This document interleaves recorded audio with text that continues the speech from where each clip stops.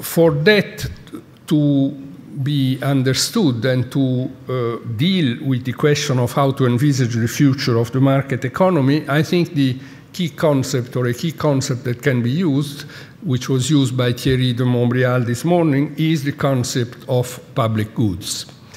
Public goods, and in particular of two propositions concerning public goods, which are absolutely essential. First, public goods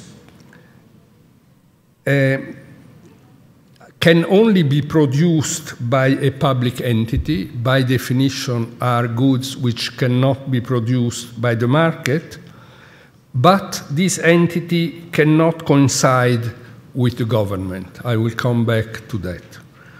Second, public goods are not exclusively national.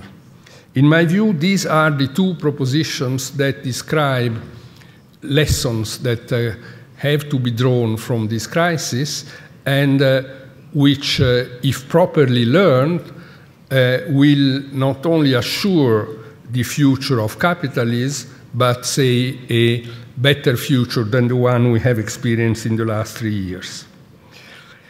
So, first point, the production of public goods is neither a function of the market, nor can it be dominated by politics. We have plenty of examples of that. Independent agencies, before this crisis, have been captive of market interest. Ministers and executive branches have failed to lead and were, to a large extent, captive of their officials and agencies. Legislators were captive of organized interest, and there are signs that they may still be captive of organized interest. All this revolves around the issue of what is the relationship between political and economic matters. It took centuries, and maybe more than centuries, to define the relationship between the political sphere and the cultural and religious sphere. Only in the last couple of centuries we came to the need of defining the proper relationship between the economic sphere and the political sphere. When I say that public goods are neither a function of the market nor can be dominated by politics, I suggest that a distinction should be made by politics and policy. The provision of public good is a matter of policy. A central bank conducts a policy, but is not subject to politics.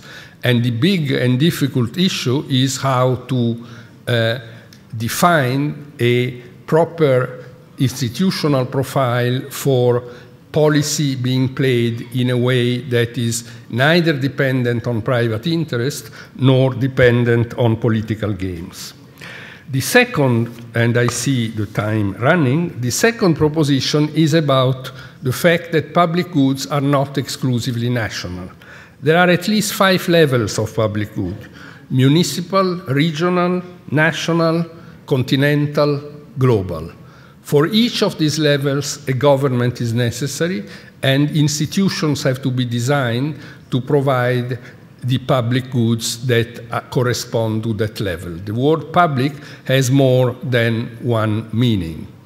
When we talk about global governance, we talk about the highest of these 5 levels, and we are just at the very beginning of an historical phase in which the institutions for global governance are being built.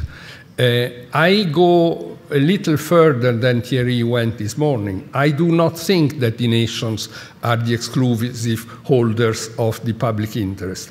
They are the holders of one of those 5 levels of public interest.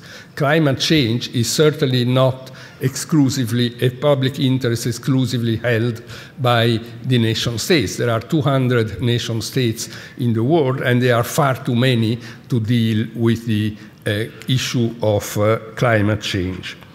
So, and to conclude, the in my view, the future of the market economy rests on our ability to deal with the two issues that I have mentioned, which concern the production of public goods, which are by definition what the market alone cannot do. Thanks. Merci, Monsieur Tommaso Padoa.